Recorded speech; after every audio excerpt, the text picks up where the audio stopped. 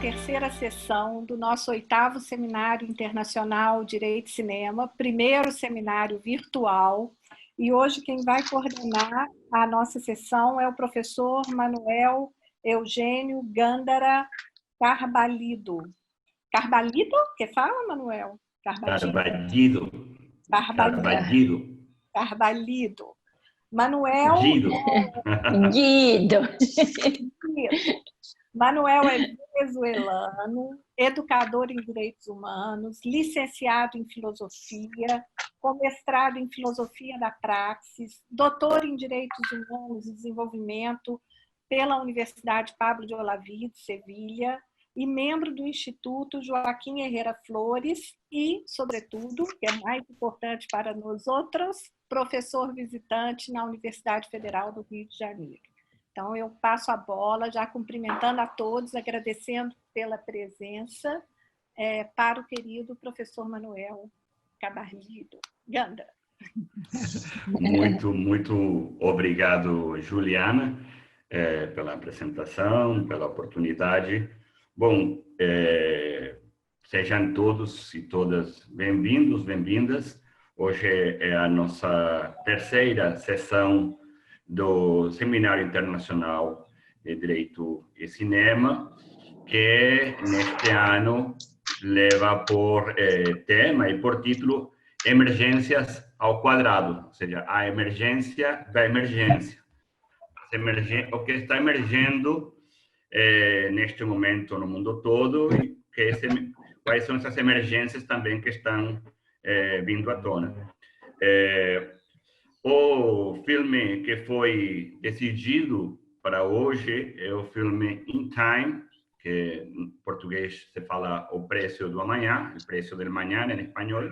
Também temos pessoas participando no seminário que são de habla hispana, que é um filme do ano 2011 e o guion e a direção é do Andrew Niccol. O que está emergindo e das emergências nas emergências, como a partir dessa racionalidade moderna em crises, chegamos até a falar de uma crise civilizacional, isso tem reflexos no âmbito político, mas também tem reflexos, obviamente, e debates acertados no campo da economia e também da produção de subjetividades e de sociabilidades. Então, para dar esse debate hoje, contamos com a presença, e quero agradecer muito a disposição deles. Em primeiro lugar, como ponente, o professor Kunka Bocaiúva, que é professor do programa de pós-graduação em Direitos Humanos do Núcleo de Estudos em Política Pública e Direitos Humanos da UFRJ. O professor Kunka é licenciado em História, tem um mestrado em Relações Internacionais, e tem doutor em Planejamento Urbano e Regional pela Universidade Federal do Rio de Janeiro. E depois vamos contar como debatedor com o professor Alexandre Bernardino Costa, da Universidade Nacional de Brasília, o professor ABC, como é conhecido no mundo aqui no Brasil. O Alexandre Bernardino Costa é graduado em Direito, tem mestrado em Direito também pela Federal de Santa Catarina e doutorado em Direito Constitucional pela Federal de Minas Gerais. O professor Alexandre faz parte do grupo de pesquisa Direito Achado na Rua e ele seu pós-doc, que não sei se já terminou ou está para terminar nesses próximos meses, é exatamente a propósito de todo que tem a ver com as políticas de austeridade, que alguns já vão chamando de austericídio.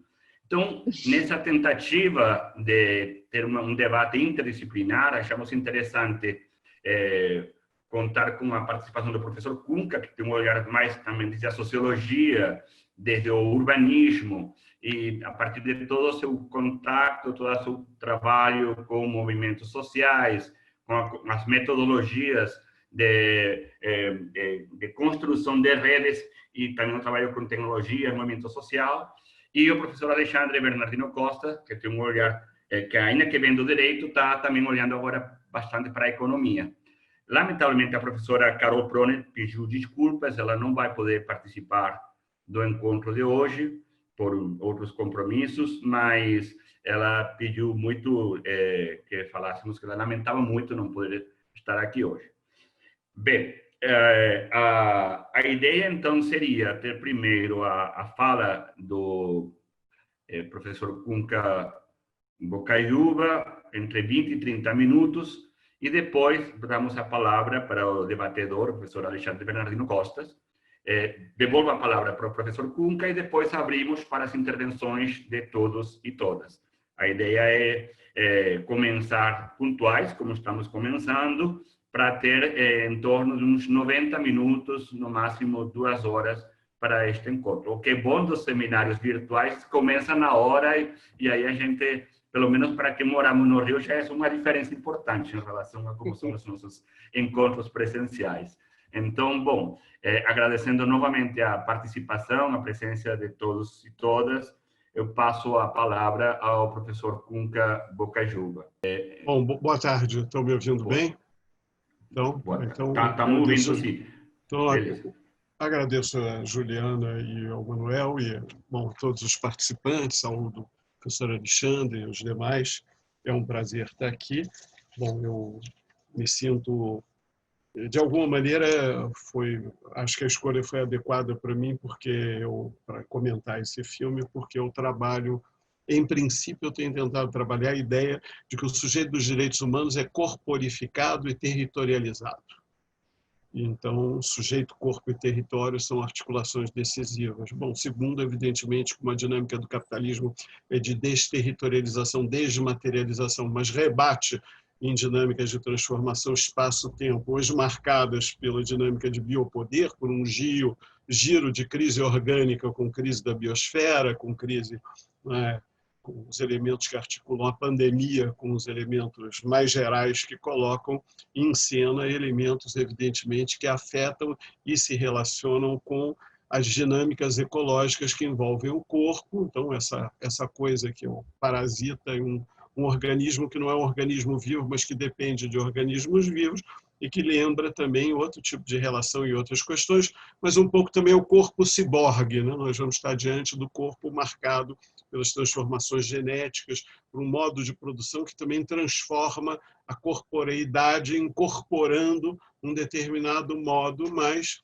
com um ponto e uma radicalidade na extração, né, da riqueza e do valor a partir do tempo.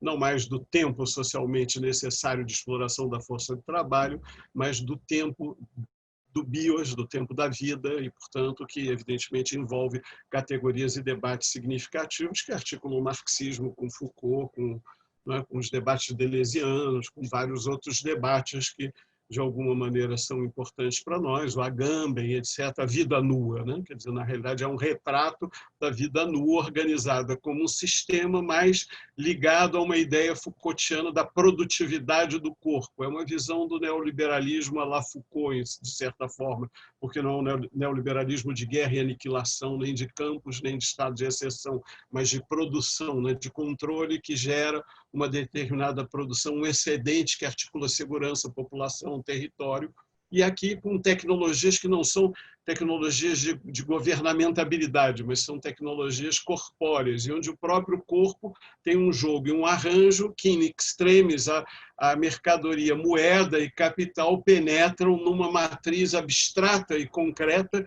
extrema, quer dizer, uma moeda que se penetra, circula pelo corpo, sai do corpo como, né, em uma certa bateria. Bom, eu vou fazer, então, a partir disso, uma rápida resumo aqui, para não ser longo, de assim, uma impressão rápida do filme, numa certa narrativa a partir do que eu falei. Depois eu vou falar de 2 implicações relativas, para mim, para a problemática jurídica das relações de produção e propriedade, do direito no que tange ao fator de que o direito organiza as relações de poder na forma da propriedade e da forma Estado, que sai aqui, que é um tipo de Estado policial e de controle, concomitantemente a esse mecanismo que que define a reprodução social pela moeda, né? Então, de novo, nós temos isso, a relação entre tempo livre na pandemia e renda social básica são tão presentes quanto os problemas da assistência pública e da garantia de saúde. Quer dizer, os indivíduos dependemos, neste momento, de uma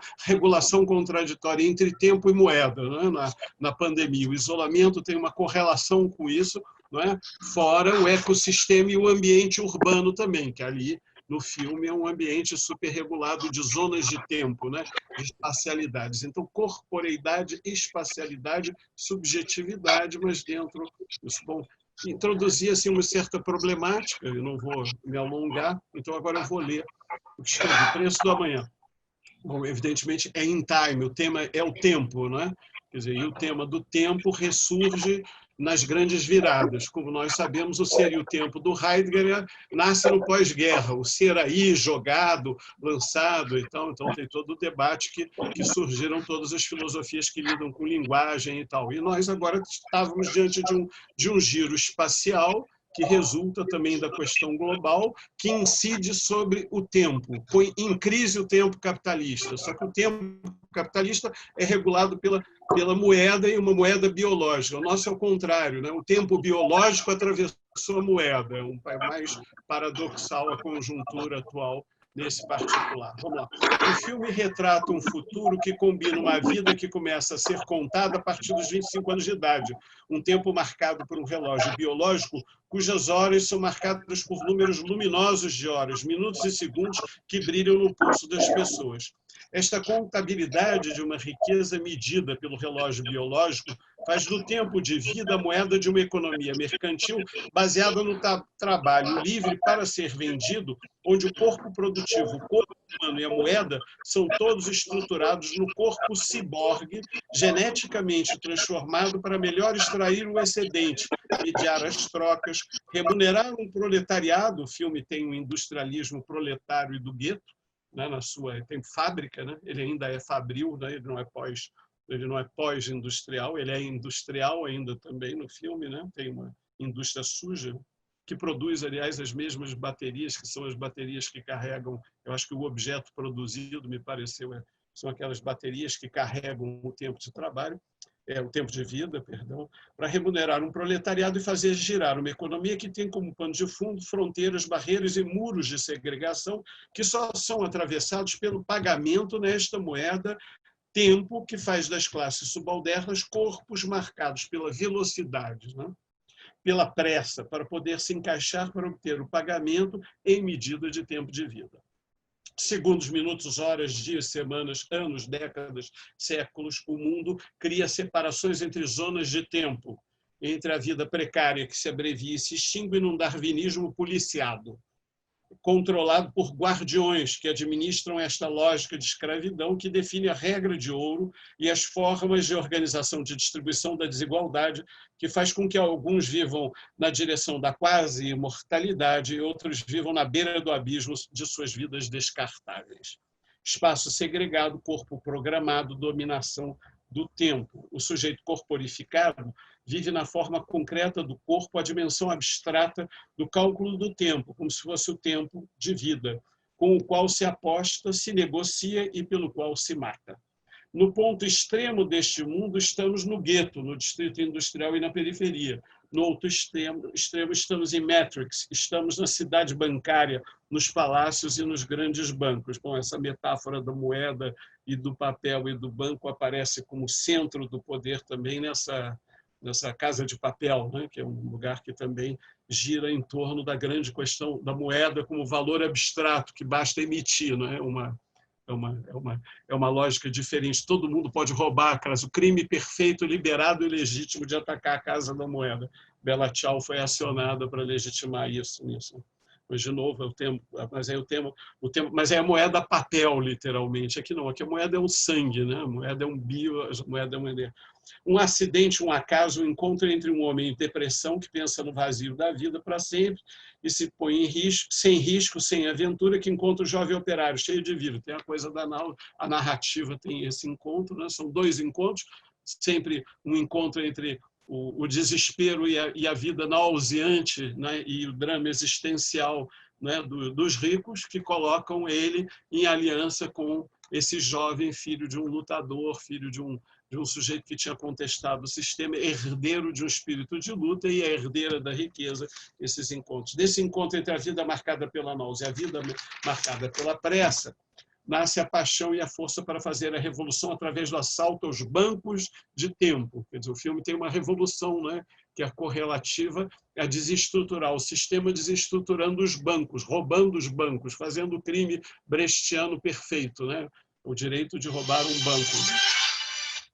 Bom, e é essa revolução do tempo livre, é na queda destes muros de passagem que se vê o crescimento da rebelião. A rebelião também quebra os muros, que são muros de tempo, muros de controle do tempo. Os guardiões do tempo perdem o controle da moeda, que é um sistema de controle dinâmico cibernético, e um sistema de controle de fronteiras, mas que está ligado no valor da moeda. No que a moeda é escancarada, posta na mão de todos, ela perde sentido e os sujeitos ganham mobilidade. É uma metáfora pós-muro de Berlim, né? Me pareceu uma metáfora da queda do muro, são os novos muros da segregação sendo atravessados, é um aspecto também político a mais do filme.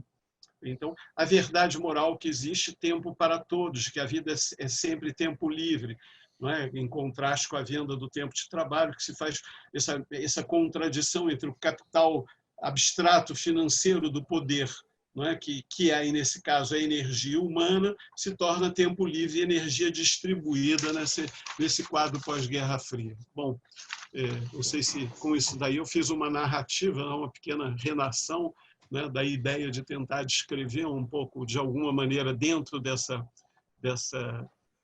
estrutura de pensar politicamente os elementos do filme, nesse zoneamento espaço-tempo, nessa apropriação do bios como o elemento central da reprodução da vida, né? Então tem algo também que a gente pode estabelecer. Na realidade tem muitos paralelos, mas não tem exatamente, e tem muitas potencialidades analógicas, tem muitas metáforas importantes, mas evidentemente não coincide com todas as problemáticas e contrastes, como eu falei, do que é a crise do espaço-tempo agora, que não é uma crise, digamos assim, que nasceu da transformação genética do corpo humano, embora a gente possa discutir que os problemas epidemiológicos e imunológicos tenham a ver com mutações da espécie e, evidentemente, o custo de sobrevivência, o custo monetário e o custo da vida ganha centralidade, né? O quanto vale a vida é um tema também público central entre nós. A teoria, o que vale, qual é o valor, o que tem valor, não é? É um elemento que abre uma brecha ética gigantesca em relação ao público, ao social, mas em relação ao biopolítico e em relação às prioridades. Bom, acredito que, evidentemente, a gente tenha, portanto, categorias importantíssimas para nós de mobilização em termos contemporâneos de relação entre a corporeidade, a espacialidade, a propriedade intelectual, o poder genético, né? E eu acho que a gente poderia, de alguma maneira, com isso daí, pensar, embora ele esteja muito colado ainda no modo de produção e no modo de reprodução, marcado como se fosse ainda o paradigma da cidade fordista, segregada, guetizada, ainda é um modelo que, evidentemente, não tem a ver com o espaço-mundo que a gente conhece, com todos os seus contrastes, não é o mesmo. Não é o mesmo que a gente costuma ver, não é o mesmo que a gente costuma ter agora. Bom, deixa eu ver se tem algum elemento. Bom, em termos de debate, né, quer dizer, do ponto de vista estético, o filme é uma narrativa, digamos assim, de amor, uma narrativa de estrutura, e termina otimistamente, termina assaltando um banco. Então, quer dizer, ele tem uma marca que em 2011 era uma irreverência que já tinha sido perdido, grande parte da filmografia era conservadora, talvez Casa de Papel seja a última tentativa de resgatar essa ideia, né? Mas a gente encontrar um filme que tentava entrar no mainstream e ao mesmo tempo apresentar uma resposta política de rebelião que de alguma maneira potencialmente exitosa em questionar o sistema. Bom, evidentemente que o valor vida, mercadoria, o valor tempo de trabalho, todos esses elementos estão colocados aí no extremo de uma situação muito diferente, que, de certa forma, tem uma correspondência última com a contemporaneidade de como se mede o valor hoje. Quer dizer, qual é a medida do cálculo da formação do custo da mercadoria, que é um cálculo hoje inteiramente, se a gente pensar nas dimensões subjetivas e imateriais da inteligência cognitiva presente no cognariado, se a gente pensar no corpo produtivo do proletariado e a gente pensar na dinâmica de reserva do precariado como força humana, não é? De certa forma, a ideia de que o capitalismo faz uma regulação ótima e eficiente de como descartar os sujeitos a partir da sua força de legitimidade, que é a moeda. Eu acho que isso é importante. A moeda é uma força de legitimidade brutal do capitalismo, o pentecostalismo que o diga. Não é verdade? Quer dizer, o capital tem um papel decisivo, a soberania da moeda, o peso da moeda. Aliás, se vocês verem o casamento agora entre os economistas liberais que se aproximaram essa Mônica de Boyle e outros que se aproximaram de outras pessoas, o que eles afirmam? Que uma das particularidades brasileiras é que a moeda, a gente tem um fundo de moedas internacionais e a gente tem reservas cambiais e, ao contrário de outros países como a Argentina, a gente tem uma moeda própria. É curioso que a gente tem um declínio de soberania, tem um declínio de unidade nacional, mas tem um suposto do capitalismo brasileiro que seria a possibilidade de socializar esse poder de gestão da moeda para emitir. Quer dizer, tem agora uma questão, o Tesouro pode emitir, a gente pode emitir moeda. E moeda para quê? Moeda para garantir que as pessoas fiquem em casa. Não, esse paradoxo, moeda para que as pessoas possam enfrentar uma crise sanitária biopolítica, não é? que toca em elementos da reprodução da espécie.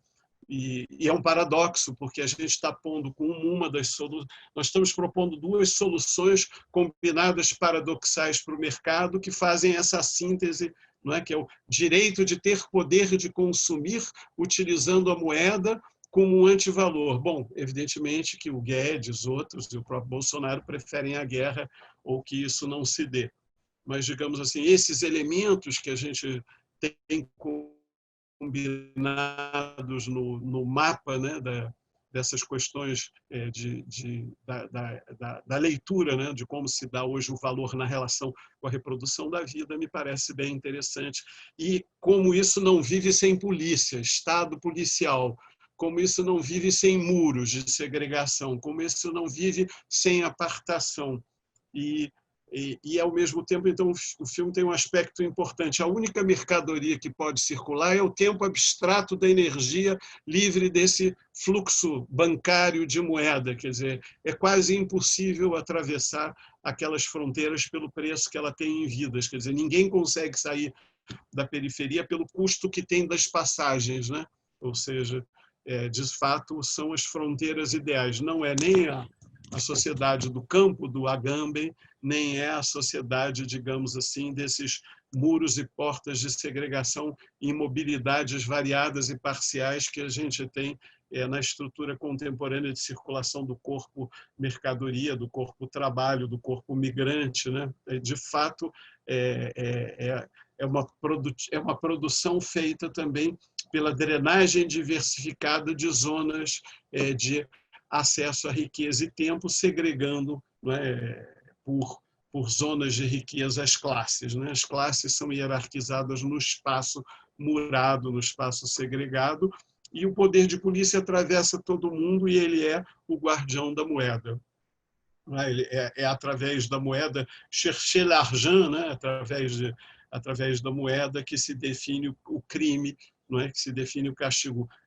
E o grande desvio é como é, e aí o filme começa com isso, eu concluo com isso, por que um sujeito conseguiu da noite para o dia ter tanto dinheiro, ou seja, o capitalismo revela o seu segredo. Teoricamente, todo mundo pode ter moeda, todo mundo pode ter o trabalho, mas como é que alguém chega rapidamente à fortuna? Não é? Então, é sempre a questão E através disso, isso é fortemente fiscalizado sobre as classes populares, já que ninguém pergunta por que alguém tem 100 anos ou mais nas elites, né? Como começou a fortuna das elites, ou como é isso nesse caso daí, mas o início começa aí, né? Começa como você chegou ao dinheiro, né? Então, que também acaba sendo um crime, né? O cara pobre portar uma quantia determinada de dinheiro é impossível, não há verdade possível que se estabeleça desde aí.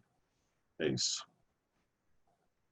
Muito obrigado, Kunka, pela provocação e pelas reflexões sobre as possíveis leituras, as metáforas, porque realmente o filme traz muita metáfora que dá para fazer muitas leituras também a partir dela. Obviamente, a escolha do filme neste seminário de emergências ao quadrado aparece a escolha num contexto concreto. Tem a ver todo esse contexto, esse falso debate entre a economia e a vida, que no caso do Brasil está sendo colocado cada vez com mais força e com reflexos concretos no campo do direito também. E aí, observando esse debate que não acontece só no Brasil, temos que voltar, temos que sair da quarentena porque não podemos parar, porque então vai ser contra a economia. Então, como obrigando, sobretudo, a classe trabalhadora a decidir entre morrer de fome ou morrer pelo coronavírus.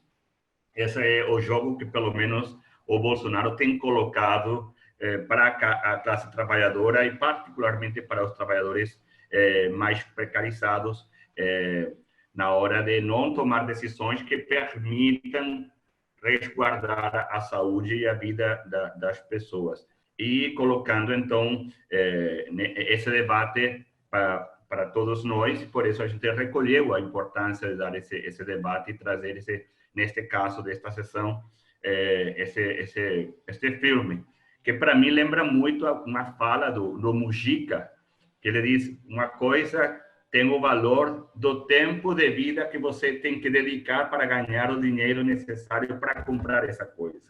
O Mujica, em alguma fala dele, já colocou um pouco essa correlação entre tempo de vida e o custo, só que, ao mesmo tempo, o filme coloca muito bem como esse suposto absoluto do valor das coisas, na verdade, é um jogo de controle social, porque eles podem aumentar o valor das coisas e dos impostos e as taxas para uma clara tentativa de controlar a vida das pessoas e manter elas submissas.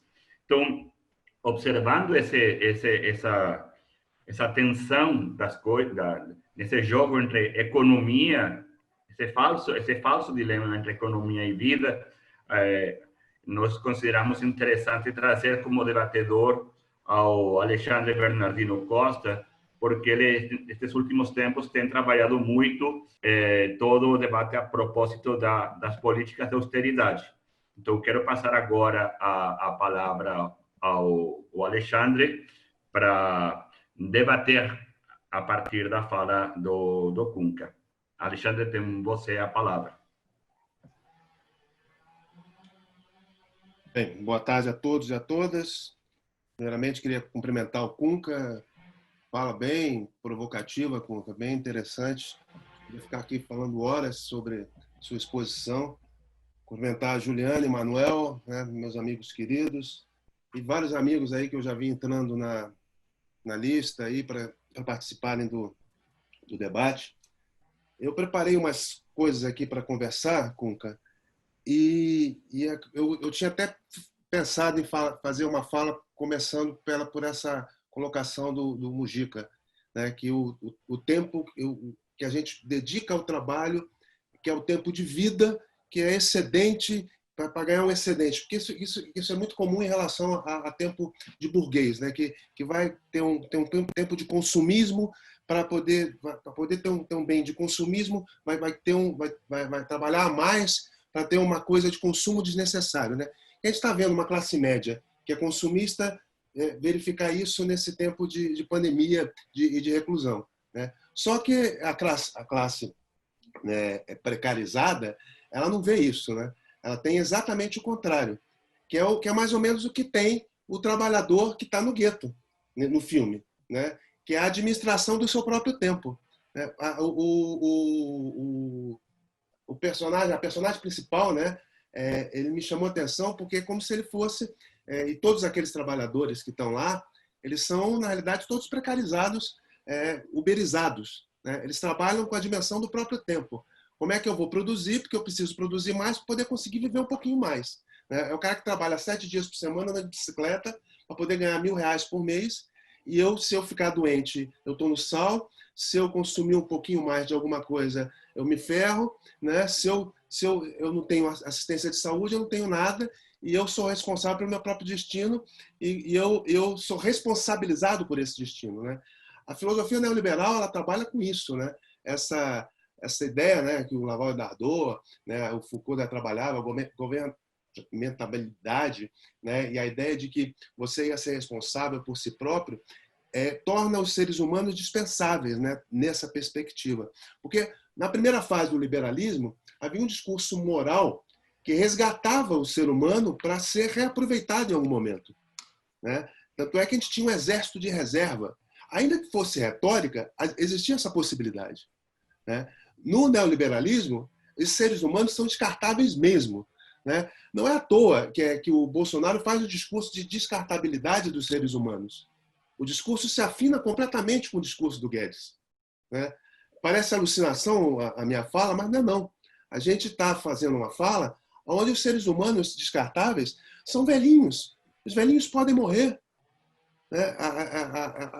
Eu fico muito impressionado com a banalidade da fala das pessoas. Não, os velhinhos podem morrer. Como assim os velhinhos podem morrer? Na maior parte das sociedades, né, os velhinhos são as pessoas mais relevantes, porque carregam toda a tradição e o saber dessas sociedades.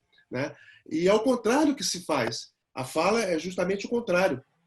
Os velhinhos são dispensáveis porque não são mais força produtiva para gerar o excedente que alimenta aquela classe que está no Matrix lá que você falou. Né? Que é autojustificável essa reprodução. Né? E eu trabalhei um pouco austeridade nesse ano que eu tive aí no Rio de Janeiro, Cunca, e é muito curioso, porque em todos os lugares do mundo houve uma concentração de riqueza com a política de austeridade. Não houve um lugar no mundo que não houvesse concentração de riqueza. No caso do Brasil, a gente teve uma concentração muito maior de riqueza de bancos e do percentual do 0,1%, do 1% e do 10% da população brasileira. Os 10% da população brasileira que tem o equivalente a 50%, 1% que tem equivalente... Não, 1% tem o equivalente a 50% da população brasileira. E o 0,1% tem equivalente a 20% da população brasileira. O negócio, assim, a proporção da desigualdade social é uma coisa impressionante. Né? Você trabalha com isso, você sabe disso muito bem, mas isso ficou acentuado. E isso, ao mesmo tempo, é banalizado, e isso é naturalizado, né? No filme e na vida do dia a dia. O que me impressiona, eu acho,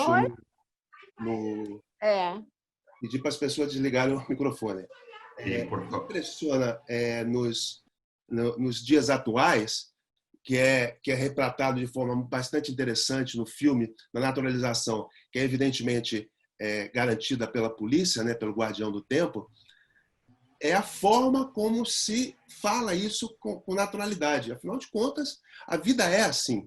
A vida é assim porque é justo, é natural que seja assim. Então se trabalha a naturalização de se dar 100 bilhões para os bancos e uma dificuldade muito grande de se dar uma renda mínima para os trabalhadores que tem que gerar uma reclusão para poder não trabalhar e ter saúde mínima e sobreviverem. Né? Então, a proposta do governo, que hoje fica vomitando que deu R$600, era R$200. E era para ser, no mínimo, um salário mínimo, pelo período que durasse a pandemia. Né? E 3 meses é o mínimo desse período e que não ia gerar falência no Estado brasileiro em momento algum. Né? Porque essa discussão sobre economia essa economia que perde aí nesse sentido é uma economia que sustenta determinado setor da economia, que é o setor financeiro, que também vai perder se por acaso a economia entrar em colapso. O mais curioso é esse, porque há um processo ideológico tão radical que no caso da pandemia, a gente entra em colapso e a economia entra em colapso de qualquer maneira. Porque a economia para, porque os trabalhadores param, e a economia para de girar. E, consequentemente, o sistema financeiro também para de ganhar. Eu ontem fiquei olhando o Guedes fazer a fala dele, dizendo que a gente vai ter que aprofundar as reformas econômicas e que a gente vai ter que vender o patrimônio público, que no meu entendimento, é o grau máximo de corrupção que pode haver, é a venda barata do patrimônio público, né? Que é o sistema de privatização, para mim é o grau máximo de corrupção. Mas independentemente da minha opinião sobre privatização, em que momento que você vai conseguir fazer privatização tendo um sistema econômico mundial que está em recessão? É absolutamente impossível. A fala dele é absolutamente impossível. Não está de acordo com o sistema mundial hoje. Mas o discurso continua o mesmo. É como o delírio da personagem do pai da moça lá, que é o banqueiro principal. Ele continua delirando, fazendo o discurso como se ele comprasse tudo, sendo que está tudo ruindo naquela sociedade. E a polícia já não controla mais a situação. Mas o discurso é: eu compro todo mundo. Qual é o seu preço? Ele faz exatamente essa fala para o policial em questão. Né? A ideia de austeridade é justamente essa. Tudo tem um preço e esse preço, essa quantificação, ela vai comprar tudo. A biopolítica gera esse controle absoluto. Só que isso, do ponto de vista econômico, já tem uma centralidade anterior e ela é reproduzida até as últimas consequências. Isso foi aprofundado. Né? O filme é produzido em 2011 e é muito interessante porque isso é produto de 2008. Eu acredito que isso seja produto de uma reflexão de 2008. Porque em 2008, quando houve a crise de 2008, a gente esperava que houvesse uma mudança de padrão. E houve exatamente o contrário. A partir da crise de 2008, houve um aprofundamento das políticas neoliberais. As políticas neoliberais que não estavam dando certo, que geraram a crise de 2008, que a gente tem que lembrar que a crise de 2008 foi a crise do sistema financeiro, que não funcionou adequadamente, que os bancos faliram, que os bancos é que geraram a crise de 2008, por um sistema de venda de ações e de subações, de subprime, que geraram a falência do sistema, e que o Estado é que salvou em 2008. E aí se culpou o Estado por gastar demais no mundo inteiro. O problema é que havia déficit fiscal. E no caso brasileiro, a gente criou uma emenda constitucional que gerou um problema, inclusive, com gastos em saúde. A gente tem uma previsão constitucional de gastos em saúde que é até boa, mas que a emenda constitucional de teto de gastos acaba gerando um limite de teto de gastos que tem consequências para a saúde e educação também, apesar de eles dizerem que não.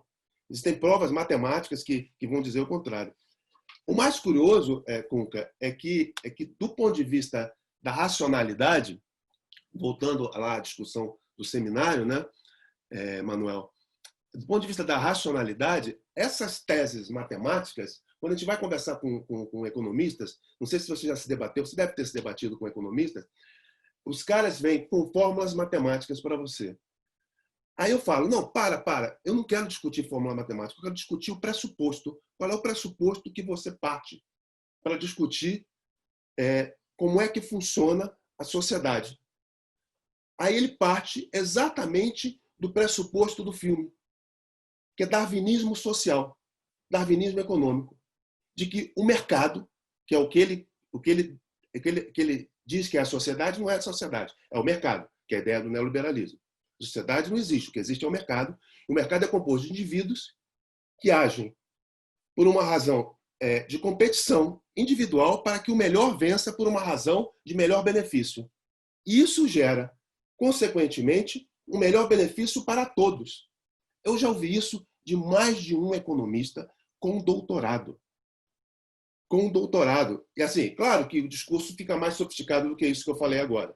Eles conseguem sofisticar, teoreticamente, mais do que isso. Mas na hora que você espremer epistemologicamente, o que ele está dizendo é isso. Olha, eu acredito num livre mercado que funciona com base numa competitividade e que o livre mercado vai conseguir fazer com que essa concorrência gere uma harmonia de competição no mundo e que isso vai gerar uma maior liberdade. E essa liberdade de contratar e de comprar e vender é que é a real liberdade e que vai gerar um funcionamento melhor para a sociedade no mundo inteiro. Só que isso é comprovadamente falso do ponto de vista histórico, do ponto de vista político, do ponto de vista jurídico, do ponto de vista sociológico, do ponto de vista geográfico, de todos os pontos de vista. Só que os caras continuam reproduzindo isso e, do ponto de vista de senso comum, ainda é o que se coloca na grande mídia. E eu acho que o filme, de alguma forma, retrata isso na hora que coloca lá o darwinismo social, que é o que está por detrás, epistemologicamente, do neoliberalismo. Eu não sei, eu li o Hayek, li o Friedman, eu li esses economistas neoliberais, os mais clássicos, li esses mais contemporâneos que são críticos deles, o Paul Krugman, o Stiglitz, e os caras são super críticos, porque realmente não funciona, os mais contemporâneos. Essa tal da fada da confiança, esperar que você vai criar condições para que o investidor venha, isso não existe. E o Guedes repete isso toda semana, no meio de uma crise mundial, que não é só sanitária, ela é econômica ela já é uma crise econômica. E é uma crise de costumes e de reavaliação da nossa sociedade contemporânea. Eu acho que até que eu já falei demais, Manuel. Não, muito obrigado, Alexandre. Bom, então, antes de devolver a palavra para o Cunca, eu só queria agregar, na mesma linha do debate que o Alexandre traz, a ideia de escassez não como um problema meramente econômico, sino como um mecanismo de controle político, porque que é um elemento central no filme. Eu preciso que as pessoas vivam uma situação de escassez para eu ter uma forma de controlar o comportamento delas, e por isso eu vou ajustando o valor do trabalho, vou ajustando os impostos, vou ajustando o que fosse necessário, porque se todo mundo tem, o sistema vai para a falência. O filme fala isso diretamente. Inclusive é interessante, porque quando começam a distribuir dias de vida, aquele mapinha, eles falam como se fosse um vírus, está se espalhando que era o tempo de vida. Então, que está espalhando, e isso é problemático, porque isso vai levar à falência do sistema, porque o sistema é um sistema de controle do comportamento social, o sistema é exitoso na medida em que eu consiga controlar o comportamento das pessoas. E para controlar o comportamento das pessoas, e com isso passo de novo a palavra para o Cunca, ele tem aquela fala final do banqueiro, do pai da moça, que diz, mas isso vai voltar porque todo mundo quer viver eternamente, ou seja, todo mundo quer acumular. Então, na medida em que as pessoas fiquem dentro desse raciocínio do capital, então o sistema vai se reproduzir. Você pode descontrolar em um tempo, mas ele vai se reconstituir porque as pessoas estão morando dentro dessa matrix, de alguma forma. Bom, são mais duas provocações, alargando a colocação do ABC, para devolver a palavra para o Cunca. Cunca tem de novo você a palavra e depois abrimos para os demais participantes. Eu vou completar com duas coisas. A primeira não aparece o judiciário, não aparece a lei. Então, é importante, a lei aí tem a ver com o que o Manuel disse. A lei é gestora da escassez, a lei é gestora da escassez, não, mas o mecanismo biopolítico é proliferante, de imagens, a pandemia, o pandemônio, a telemática, a cibernética. Quer dizer, nós todos estamos trabalhando mais e não menos. Hoje eu estou trabalhando mais do que trabalhava quando estava lá. Quer dizer, porque nós estamos... O novo modo de produção pode significar trabalhar mais. O sujeito da PUC, que está tendo que honrar o funcionamento para poder que os alunos paguem, está trabalhando mais na educação à distância. Na educação à distância, nós vamos trabalhar mais ao mesmo tempo, quer dizer, o sujeito que vai ganhar menos ou aparentemente trabalhar menos, ele vai ficar mais tempo esperando para ser capturado. O call center, o Uber, todas as coisas significam mais gente trabalhando mais, para supostamente gente que trabalha menos. O trabalho doméstico e o servil, a mesma coisa. Então, são medidas complicadas essas, digamos assim, dos modos como se opera e se gere o trabalho. E, evidentemente, quanto mais desregulamentado o processo, mais é gerido pelo critério do endividamento, que é o elemento central da economia política contemporânea, também do ponto de vista da gestão dos indivíduos. Nós somos geridos por dívida. O discurso do Guedes nós temos que afirmar que o Brasil é devedor, mas o Brasil tem excesso de reservas, é paradoxal, não é isso? Quer dizer, porque essas reservas brasileiras são um mecanismo propulsor de endividamento, então de taxa de juros. O problema deles é que eu não tenho nem inflação, nem a taxa de juros está crescendo, e eu tenho reservas, e o capital não tem para quem emprestar e, ao mesmo tempo, está se depreciando. Né? Então, como faz? Ao mesmo tempo, se eu entregar às pessoas, pode ser que parte da atividade funcione. Então, tem uma série de contradições, né, de novo, da relação entre... todo mundo falou aqui e afirmou, e as pessoas afirmam que nós teríamos como emitir moeda. O Armínio Fraga diz que o Brasil pode emitir moeda. O mundo se divide entre quem pode e quem não pode emitir moeda. O paradoxo brasileiro é que a gente pode emitir moeda, mas a gestão da moeda está dizendo que na era Lula, a gestão da moeda é consumo de massas, era a gestão lulista da moeda, não é isso? Então, agora, neste momento, é outra gestão na forma da moeda, e que é a gestão pelo endividamento, não é? É claro que o tempo todo esse é um elemento que paira. Bom, eu acho que aí tem toda essa reflexão, não é, de que a moeda é a lei, a moeda é o regulador, o mercado é a gestão da moeda e a autonomia da moeda. O grande elemento do neoliberalismo legal, aquilo que o Stephen Gill chama de o novo constitucionalismo, ou o capitalismo, o aspecto disciplinar do capitalismo, é o Banco Central autonomizado. E o que nós vemos agora é que quem é que vai dirigir o Banco Central, na medida que não há um Banco Central global? Como vai ser dirigido na medida que a gente tem que tomar decisões de soberania. E, ao mesmo tempo, as soberanias são funcionais para os impérios, para a moeda, ou para o choque civilizatório, ou o que seja, né? Ou para a guerra. Então, nesse momento, a tentativa de gerir a outra forma de gestão e de lei é a guerra. Né? A guerra, a metáfora de todas as guerras. Guerras no terreno cultural, guerra no terreno das drogas, guerra no terreno... Tudo, a metáfora da guerra é o outro modo de gestão, é gestão pelo inimigo, é pela criminologia, o outro lado da lei. Então, é a lei penal e a dívida produzem os elementos que definem as regras digamos assim, do modo de funcionamento da lei, do que é a lei, o que é o mecanismo da lei, né? O que organiza a regra, o que está definindo o sujeito, a transgressão, a propriedade, o crime. Né? Ele é regulado por o quê?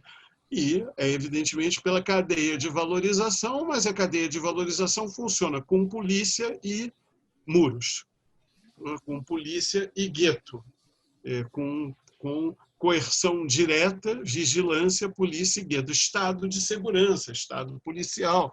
Não é? E a diferença, evidentemente, é que nós estamos falando aqui no problema da emergência, do descontrole, da dinâmica caótica, do caos sistêmico. Então, nós estamos falando de outra questão, que são os estados de desequilíbrio permanente, os estados caóticos. O que está ali é que o desequilíbrio vai ser produzido pela fadiga existencial, pelo cansaço e pela crise moral do sistema.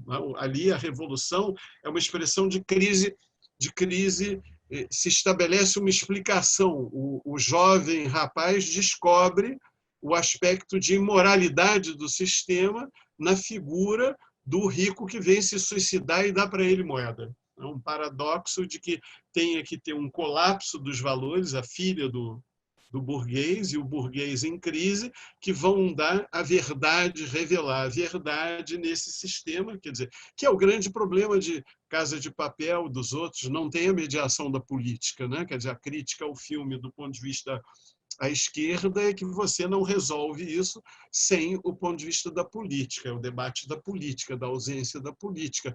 O Estado em estado puro, não é?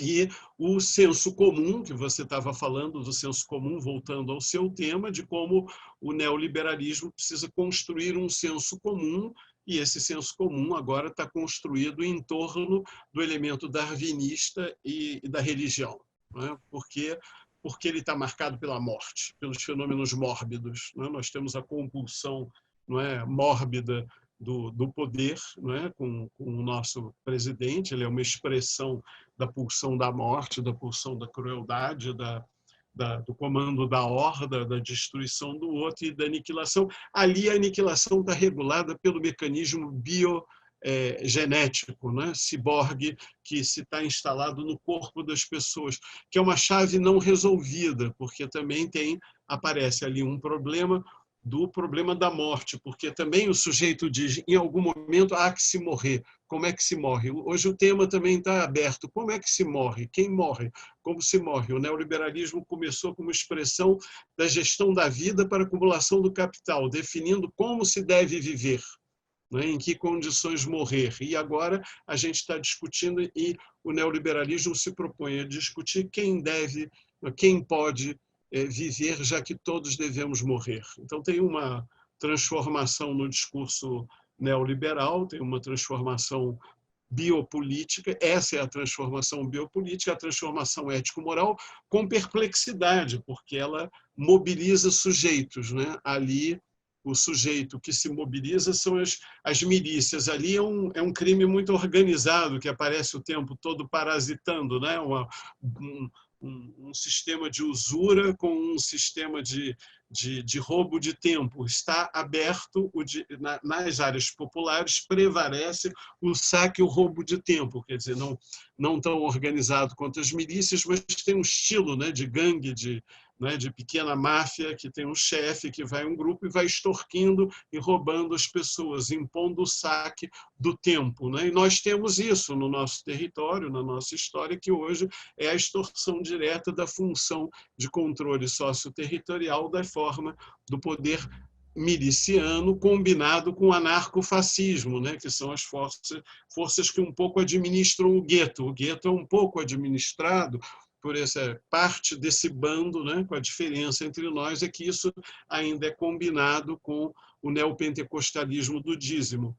Quer dizer, então é um pouco, de novo remete a um problema do modo de espaço, corpo, moeda e subjetividade. Ali, claro, a subjetividade ali é muito pobre, os discursos ali são muito pobres. Ali basicamente não tem memória, porque não tem um tempo de duração da vida. Em algum momento a vida teve uma ruptura no tempo lá atrás que definiu aquele mecanismo de 25 anos começa-se viver, porque viver significa também poder morrer, a partir dos 25 anos. Embora o filme nos mostre também que podem morrer as pessoas antes dos 25 anos, mas isso não aparece no filme, né? No filme aparecem cadáveres no chão das pessoas mortas pós 25 anos, quer dizer, apenas na economia do filme não aparecem os elementos, não aparecem nem velhos, porque não tem velhos entre os pobres, é um elemento que, digamos assim, dessa utopia que você disse, é um pouco a utopia do Guedes agora, chega de velhos, mas também não aparecem as crianças, né? Aqui, hoje, as crianças são chamados vetores da contaminação, né? Então, são outra coisa. As crianças elas estão ganhando o direito de viver, talvez, até os 25, né? O elemento que a gente poderia brincar, né? De alguma maneira, se elas sobreviverem né, de alguma maneira, a situação que justifica a situação do pai. Mas como as crianças serão abandonadas como os pais, elas vão morrer, porque no filme também velhos e crianças também morrem. Você não tem tempo de salvar a sua mãe, né? Porque o filme também tem isso. Ele não consegue salvar a mãe dele depois dos 50, né? A mãe morre, né? Morre perdida ali no tempo porque ela não consegue mais correr.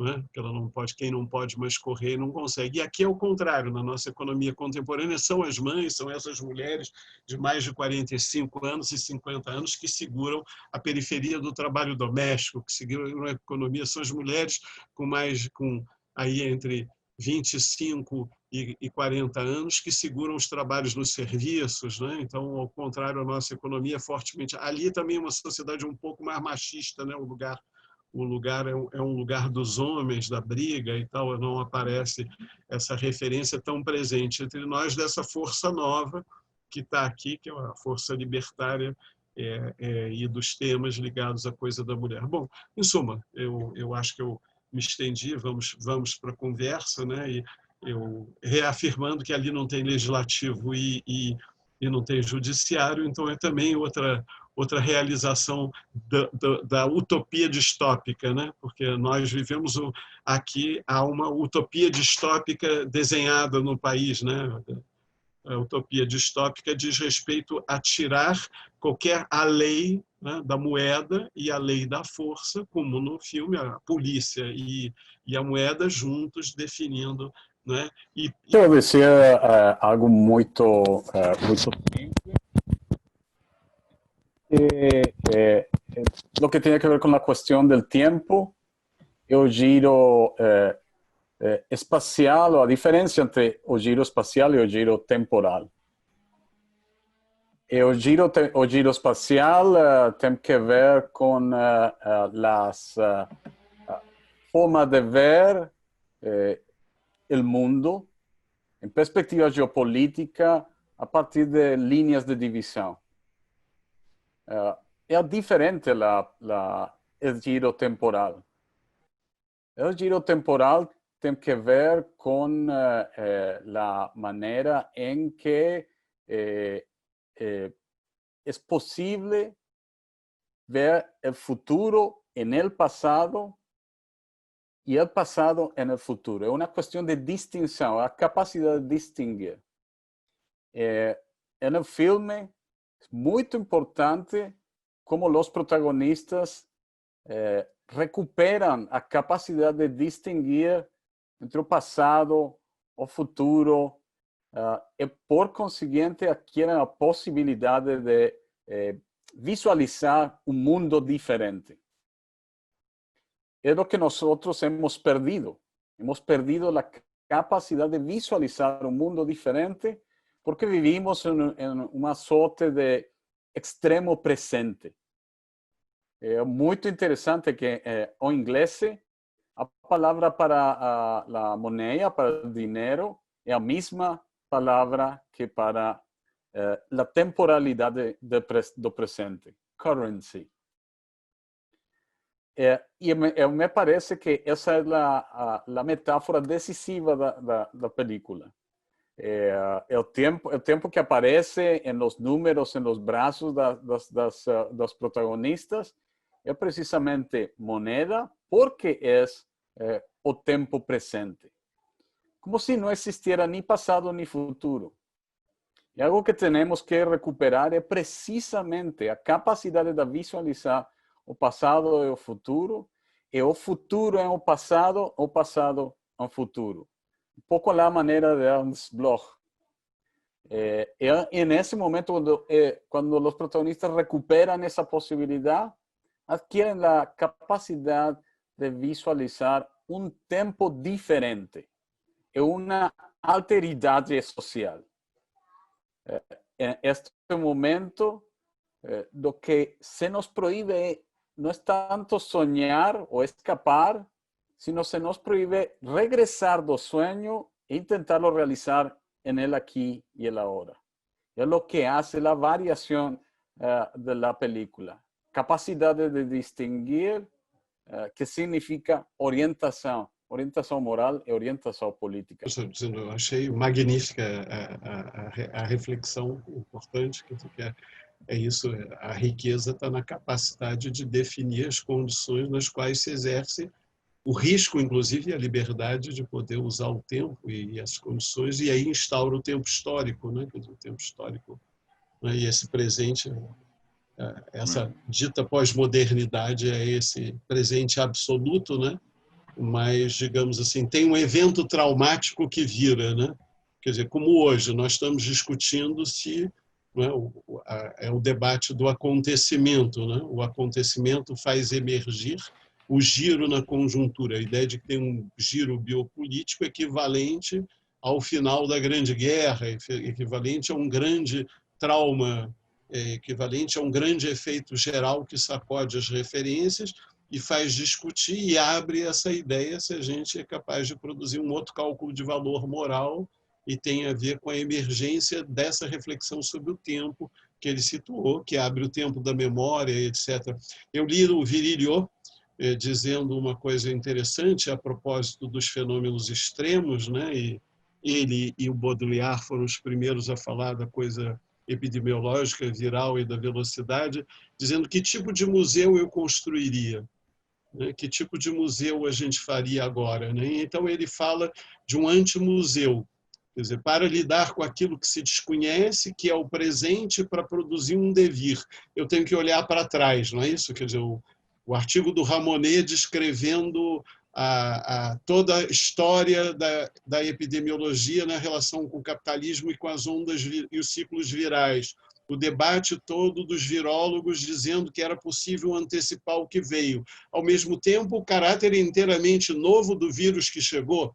Quer dizer, então, mas, no entanto, se a gente não estabelece uma reflexão sobre o que é o vírus, o seu ciclo, e não faz um museu, não é? Se a gente não tem a pesquisa e o banco de dados da virologia, não basta também estudar as metamorfoses. E o corpo também, quer dizer, o corpo tem que... essas metamorfoses do corpo, como começam, quando terminam. Mas, de todo modo, nós estamos lidando com a possibilidade de lidar com a curva, a famosa curva do ponto de pico. Nós temos a ideia de que a gente vai produzir um efeito que diminui a incidência do efeito catastrófico. Então, eu acho que o filme, e isso abriu essa discussão que pôs o discurso médico e científico no lugar do discurso religioso e militar no Brasil, né? Quer dizer, ou do discurso do capital. Embora tenha riscos, o discurso da verdade médica e sanitária, né? Também o poder. Primeiramente, eu gostaria de parabenizar, né, o grupo, a professora Juliana, o professor Manuel, todos os debatedores, né, por essa iniciativa do seminário, na sua 8ª edição, e também pela discussão. Eu me lembrei imediatamente do filme Lázaro Felice, não sei se vocês chegaram a ver, e que vai falar, tem até a cena do banco, né? Tem discussões sobre corpo, né? Sobre temporalidade, enfim. Mas ela trata da mesma temática dessa 3ª sessão, sem recorrer à estética hollywoodiana. Tá? Então, mesmo que tenha contado com a produção do Martin Scorsese, ela consegue fazer uma experiência estética em 16 milímetros, que faz toda a diferença para a narrativa. Uma crítica ao mundo desigual e escravocrata e que se mostra temporal, né? E um mundo permeado pela fé. Aí também tem uma questão aí que pode ser tratada pelos corpos dóceis, né? Do Foucault, do corpo e o invisível do Merleau-Ponty, enfim, tem muita coisa para discutir, né? Dos 2 filmes. Mas esse filme me fez... Essa temática me fez lembrar muito desse Lázaro Felice. É uma poesia, é um filme lindíssimo. E esse mundo permeado pela fé. E é sobre a fé que eu gostaria de ouvi-los. Sobre a localização da religião ou da fé, eu vejo uma diferença, de repente vocês não veem, que tem sequestrado e ocupado todos os espaços, principalmente no Brasil, neste contexto de desigualdade social e econômica e sua relação com a política, destacando o fato de um país que elegeu um Messias, ou um profeta, né? Segundo o novo ministro da Justiça. Um presidente que transita entre os sentidos do escatológico, um país que ainda acredita em milagres, milagres econômicos, tal como na ditadura, ou seja, um país que parece refém de uma estética de fé, conforme eu venho falando desde 2017. Uma fé utilizada, manipulada como tecnologia política, uma tecnologia atualizada.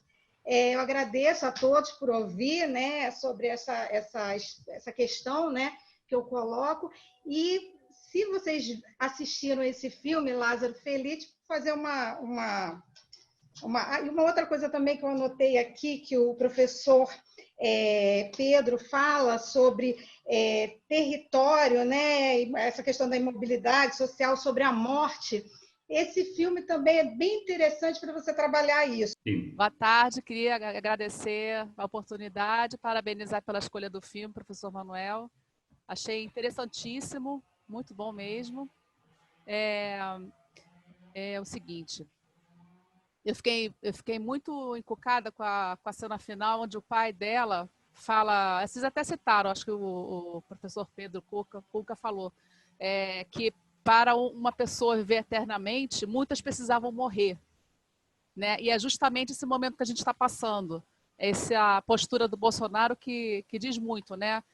Que as pessoas vão para a rua, ir para a rua, trabalhar, que a economia tem que girar. Então, muita gente vai para a linha de frente, né? É igual a guerra, né? Muita gente vai para frente, morre para outros precisarem viver, né?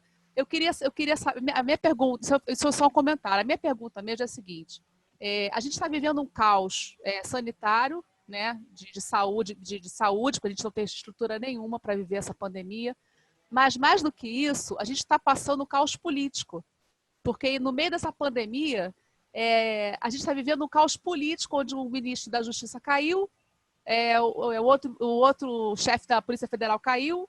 Então, eu queria saber dos professores, dos doutores que estão aqui, o seguinte, o que vocês acham desse caos que está sendo criado? Será que o presidente não está desviando a atenção da pandemia para a política, para justamente ele não ser cobrado pelas atitudes que ele deveria tomar? Será que isso é proposital? Entendeu? Eu tô querendo... a minha pergunta é nesse sentido. Será que isso aí não está sendo proposital? Porque esse sistema de mandar as pessoas irem para a rua, ele está sendo muito criticado por essa postura dele. Será que ele não está desviando a atenção dele mesmo, das posturas dele, meio que criando esse caos político? A minha pergunta é essa, tá? Muito obrigada, gente. A gente começa vendo o filme e pensa, é um filme de ficção científica, né? Um filme que se refere a um amanhã improvável. E, no entanto, esse filme é um filme sobre hoje, né? É um filme sobre o capitalismo e a gestão do tempo no capitalismo contemporâneo, né? Então, é claro que a imagem da ficção, né? A imagem do cinema e a própria ficção permite ao autor nos mostrar, ao autor que eu digo, ao diretor do filme, nos mostrar aquilo que nós não conseguimos ver com tanta nitidez sobre o mundo e sobre o tempo que vivemos. E achei muito interessante quando acho que a fala do Kuhnka e a fala do Oscar convergiram no ponto, e depois na réplica do Kuhnka ao Oscar apareceu a referência a Paul Virilio, que é um autor que eu tenho lido nos 3 últimos anos, um autor que me interessou no momento em que eu estava fazendo uma pesquisa sobre globalização e estava tentando entender, afinal de contas, qual que é o significado disso que nós chamamos de globalização, né? Tem alguns alunos que fizeram uma disciplina comigo em que nós discutimos muito isso, estou vendo o Jonas aqui, e ao longo dessa pesquisa, eu comecei a perceber que aquilo que autores clássicos da globalização, né, como a começar do próprio Bauman, mas também Giddens, diziam ser a característica da globalização, a compressão do espaço e do tempo, né, como se fosse uma transformação no mundo físico, no tempo e no espaço, a distância encurtando, né, a questão temporal se tornando insignificante, na verdade, é uma transformação no modo como nós experimentamos a temporalidade. E o filme é todo sobre a experiência da temporalidade, né? Eu acho que a grande transformação é que nós vivemos, acho que Kunka já se referiu a isso, o Oscar talvez usando uma outra expressão, um eterno presente, né? Nós não conseguimos, o Oscar falou muito bem, fazer a distinção entre o passado e o futuro nesse presente. Tudo é presente.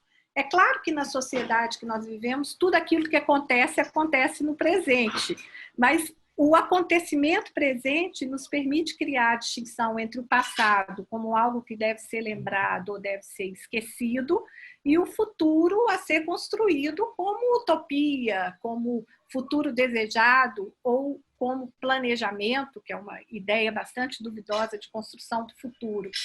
Nós vivemos o eterno presente, né, da globalização. Então, essa lembrança que o Oscar trouxe, achei super interessante, assim, fiquei ansiosa para falar, porque vai muito ao encontro disso que eu tenho pesquisado, entre currency e currency no inglês, quer dizer, currency como dinheiro e currency como tempo presente, o tempo corrente, quer dizer, porque esse presentismo é o tempo do capitalismo, né? É o tempo do capitalismo, assim como essa globalização que é apresentada para a gente como eterno presente, como presente necessário, o que significa as coisas são como são e não há alternativa possível a esse presente, também é uma globalização neoliberal e capitalista.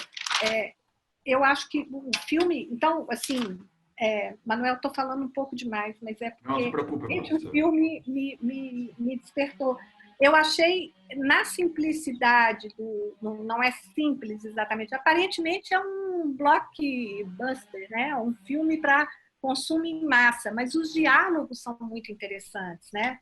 Quando, por exemplo, eles falam, esse tempo vai acabar te matando, né? O povo fica mil anos na fila do tempo, né? Quando 1000 anos vão ser distribuídos na fila do tempo. Ou uma proposta de corrupção, quanto do meu tempo você quer? Né? Enfim, tudo isso, e claro, a Alessa lembrou a última fala, quando diz que para poucos serem imortais, isso está também no início do filme, alguns têm que morrer, né? Essa coisa do capitalismo. Agora, então eu acho que é um filme, sobretudo, sobre as dinâmicas da temporalidade, a experiência da temporalidade, não no futuro, mas na sociedade que já existe.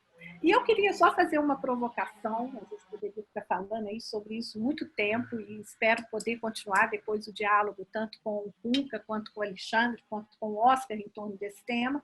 Mas hoje nós estamos vivendo um momento muito interessante, porque na nossa vida privada nós estamos experimentando uma outra temporalidade, né? Na nossa vida privada nós temos tempo temos a fortuna, tempo e fortuna, né? Riqueza, luxo de podermos nos sentar em nossas casas e discutirmos um filme por 2 horas com colegas que estão e amigos que estão em diferentes lugares do país. Estou vendo aqui o Manuel em Curitiba, estava o Oscar na Inglaterra, o Alexandre em Brasília, né? Enfim. Então, nós vivemos essa experiência de um tempo dilatado, de um tempo de fazer as coisas com menos pressa, né? A pressa aparece muito no filme, é um tema muito presente no Paul Virilio, quando ele vai falar do tempo da aceleração. A gente está conseguindo ter tempo para algumas coisas fundamentais, justamente no momento em que, de outro lado, nós estamos experimentando também a emergência do presente. Quer dizer, nunca o presente se impôs de uma maneira tão emergente. E, ao mesmo tempo, nós vivemos na vida privada essa experiência de uma outra temporalidade, quer dizer, de uma temporalidade em que nós podemos viver não mais sob o signo da aceleração, vamos dizer, a qual o Paul Virilio se reportava. E, finalmente, é um filme sobre a revolução, ou seja, é um filme sobre a possibilidade de ruptura com esse presente inescapável, esse presente que se apresenta como natural, como necessário. A própria descrição da globalização como compressão do espaço-tempo serve também para transportar essa ideia de uma necessidade da globalização, de uma inevitabilidade da globalização. Não que a sociedade se torne global, a sociedade sempre foi uma sociedade global, no mundo tem uma sociedade, mas essa ideia de que agora que nós somos uma aldeia global, né? E a revolução, ela aparece aí de uma maneira muito interessante, né? A possibilidade da ruptura e de se imaginar um outro futuro possível nesse contexto do eterno presente da globalização. Bom, eu acho que você colocou, e acho que as conversas, os temas são importantes, quer dizer, a questão estética tem potencial para articular a questão ética na busca de um outro modo de ver as coisas, vai fazer sentido, pode abrir uma série de coisas e é uma chave. Eu acho que eu não vi Lázaro Felice, mas de alguma maneira ele mobiliza o imaginário, não é isso? Quer dizer, ou seja, nós trabalhamos sobre o imaginário, a mobilização do imaginário, a mobilização de paisagens, de paraísos, etc. Claro, nós estamos ante a imagem da guerra, a imagem do mal, a imagem das trevas, dos porões, quer dizer, nós estamos ante um imaginário que aciona o medo, né? A gestão Virilio, a gestão do medo, a administração do medo, um tema importante do Virilio, o medo, que também é um belo livro, pequeno, belo e potente livro do Bauman sobre o medo na cidade. Então, o tema do medo é um tema absolutamente central, o tema do medo, de alguma maneira, o medo e todas as questões relativas ao trauma, à catástrofe, ao medo e à insegurança, a troca de direitos, porque o neoliberalismo propõe essa troca, né? A gente constantemente ameaçados pela competição, pelo desamparo, pela falta de garantias, e na falta de garantias a religião é uma âncora, né? A religião é um sistema de proteção, é um sistema de garantias, é um sistema, não é, de mobilização de um pouco de capital simbólico que é escasso e de um excesso de capital imaginário, né? E esse excesso de imaginário tem uma característica contemporânea que ele rompe com o velamento. Então, é fetiche, é o fetiche da fé. Quer dizer, a fé é um fetiche, é um novo... O pentecostalismo é a possessão mercantil do corpo. O neopentecostalismo é a possessão da garantia e é uma ferramenta para a competição, não é? E ele se articula com ali onde não funciona a teologia da prosperidade, funciona o direito a matar. Né? Então, o direito a matar, o outro lado do homo sacer, que a gente só costuma ler o homo sacer do lado de criar a figura do matável, mas não trabalha aquilo que o Adorno, aquilo que a teoria da barbárie trabalha, que é o desejo de matar, né? Que aliás, o Charles Bronson era um tema permanente, sem véu. Não, nós somos governados por alguém que, de certa forma, substitui o desejo pelo outro, o desejo por uma pulsão de crueldade na destruição, na ideia de infligir dor ao corpo do outro. A religião, nesse sentido, é a ideia do anjo exterminador, da força punitiva, e etc., e que se relaciona também com o retorno da guerra e do inimigo, Carl Schmitt. Bem, e isso é uma religião não espiritualizada, não é isso? Que você provavelmente... Não é porque, evidentemente, que o Papa Francisco ou outros vão buscar, ou o Eduardo Viveira de Castro, ou outras pessoas vão buscar cosmovisões distintas, ou os movimentos identitários vão buscar sabedorias essenciais, buscar na memória ancestralidade, há toda uma tentativa de encontrar na via cultural possibilidade de pensar formas de conhecimento tradicionais e outras. Então, há todo um conjunto de discussões aí que não são simples, inclusive dentro da problemática identitária, da identidade. A identidade é tanto a moeda para você alcançar o direito de voz e alcançar sucesso e reconhecimento no sistema, é o individualismo capitalista americanista extremado, como também é a potência crítica que mostra as múltiplas desigualdades dentro de uma trajetória emancipatória. Então, tem muita discussão aí, não é, em torno dessa ideia da possibilidade da gente pensar uma reconstrução do campo simbólico, do campo ético-político. Por quê? Porque nós vivemos a crise do humanismo, não é isso? Quer dizer, nós vivemos o ponto extremo, né, da crise do humanismo, ou seja, há uma crise do universalismo. Nós todos, na crítica do direito, também somos críticos ao universalismo, né? Também somos críticos fazemos parte da teoria crítica do humanismo, do projeto moderno, né? Do progresso, da razão, da vontade. Então, nesse momento, inclusive, paradoxalmente, nós todos acionamos, por razões instrumentais, lógicas habermasianas, lógicas, né? Lógicas racionais, lógicas de defesa da ciência, da tecnologia, da universidade, mas também não nos convencem. Nós não ganhamos potência também. Então, a religião, no sentido aí, num outro sentido, uma paixão política com fé equivalente à das religiões, dizia o Gramsci. Quer dizer, é possível uma vontade política coletiva, é possível uma paixão equivalente que contrarreste a paixão mórbida que nos domina. E aí entra a pergunta, o que faz o Bolsonaro? É um agente do caos, é uma cortina de fumaça ou é a ação sem velamento? É a ação sem velamento. Quer dizer, a passagem ao ato, é o convite à passagem ao ato, é a psicologia de massas do Freud, é a horda, não é?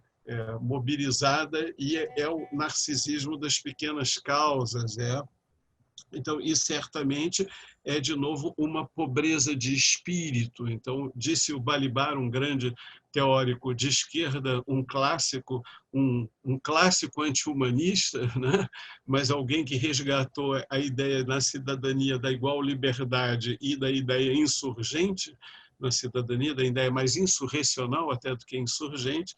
Ele, de certa forma, nos últimos dias, deu uma entrevista onde falou que há uma crise espiritual, ou seja, há uma crise de capacidade de simbolização. Vamos nos lembrar que nós estamos diante do real, o real o deserto do real, o real do abismo, o real da morte, o real do ser para a morte, o real da falta de garantias. O real é heideggeriano e lacaniano, não é? Ele não é o real do marxismo, em que teleologicamente, mesmo do Benjamin, em que sob as ruínas pode surgir, o anjo da história vem e, de alguma maneira, a gente reconstrói ou tem alguma possibilidade messiânica de solucionar isso. A religião volta e esses temas, evidentemente, têm a ver com uma questão fundamental, que é a relação entre vontade de poder e vontade política.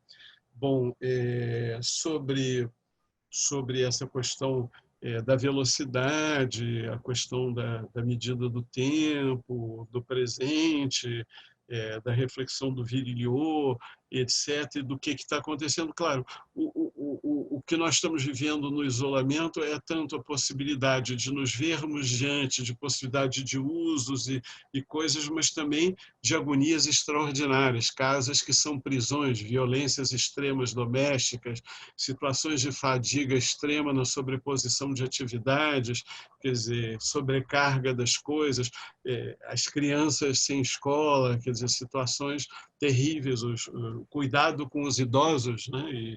E tudo que isso exige, sem ser profissional, né? Não é simples. O último filme do Ken Loach tem aquela mulher que o cara vai trabalhar na van quarteirizado e a mulher trabalha cuidando dos idosos. É um trabalho terrível. Inclusive, ela não tem tempo de cuidar o tempo todo, nem eles têm dinheiro para pagar cuidador o tempo todo. Então, é uma cuidadora em tempo parcial dos idosos. E, ao mesmo tempo, eles são enormemente carentes da linguagem humana, do toque, do carinho, da proximidade e tal. E, nesse momento, uma das coisas que nós vivemos, um paradoxo, é que nós advogamos o isolamento e a possibilidade de não nos tocarmos. já tinha acontecido com HIV, né? Como seria o amor pós-HIV, como seriam as relações sexuais pós-DSTs, como é agora. Depois disso, nós passamos a conviver um pouco com a possibilidade da contaminação, né? E imunização, e isso foi usado, né? A ideia da contaminação do rebanho, né? A ideia trazida da epidemiologia usada pelo darwinismo direitista sem garantia de que a gente deveria fazer a contaminação em rebanho, né? E os ingleses tentaram fazer e foi um desastre, né? A Inglaterra se arrebentou, a contaminação por rebanho não se deu e tal, mas ao mesmo tempo não temos garantia de que vamos ter vacina nem que vamos ter anticorpos, né? E nós estamos marcados por uma velocidade maquínica autônoma. O grande maquinismo autônomo acelerado é essa figura que não é nem ser vivo, mas que não vive sem estar num ser vivo, não é? Que é o vírus, né? Então, que é um elemento acelerador. E, por outro lado, essa intensidade em bits, quer dizer, eu hoje vou sair daqui e vou falar mais num debate desse tipo, vai ser o terceiro evento que eu vou participar hoje. Eu fico pensando, bom, é uma forma substitutiva da esfera pública, né? De alguma maneira, a esfera pública, nós que queremos esfera pública, estamos puxando para dentro da vida privada a esfera pública. Nós estamos aqui com uma atividade profissional e pública que normalmente estaria dividida no tempo, de certa forma ao contrário. Nós que temos emprego fixo na universidade, que trabalhamos em hora-aula, né, que trabalhamos numa certa medida do tempo, que temos feriados, quer dizer, uma parte da humanidade ainda tem o privilégio do tempo de reprodução controlada, prolongada e tal, e da ideia de redução da jornada de trabalho, que aí eu acho que ao final, quer dizer, o grande debate é que tanto a exploração capitalista quanto a emancipação destroem o conceito de jornada de trabalho, e isso tem a ver com esse filme. Quer dizer, todo tempo é tempo de trabalho para o call center, todo tempo é tempo de trabalho na área telemática, todo tempo e tudo é trabalho. E nós vivemos isso o tempo todo na web, né? Nós vivemos tudo isso em que o que é o nosso tempo de trabalho, o que são essas coisas, como é como funciona um banco, como funciona todas as coisas. Nós trabalhamos o tempo todo para o capital, né? Cada vez que nós abrimos o Google, cada vez que nós abrimos o Zoom, eu não só estou pagando o Zoom, que eu comprei uma assinatura, mas eu estou, ao usar o Zoom, eu crio a demanda proprietária pelo Zoom. No que eu estava usando o Zoom, o desejo pelo Zoom, a necessidade do Zoom, eu estou pagando o Zoom. Eu passei a pagar, sou um dos que está pagando o Zoom para usar mais o Zoom. Provavelmente alguém aqui, esse aqui também deve ser um Zoom de assinatura paga, não é isso?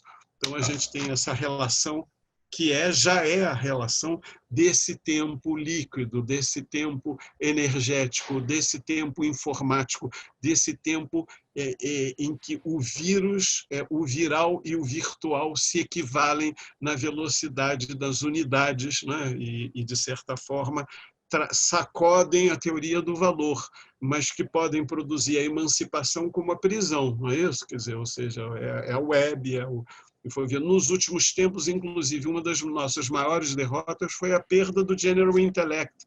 Nós fomos derrotados na inteligência coletiva, nós perdemos na web para os robôs. As máquinas robóticas nos dominaram e conduziram a nossa política, e ainda tem o domínio. Quer dizer, o que compensa a fraqueza estratégica do Bolsonaro, para concluir, é a capacidade e o potencial maquínico na guerra cibernética da mensagem, no poder destrutivo da manipulação das redes.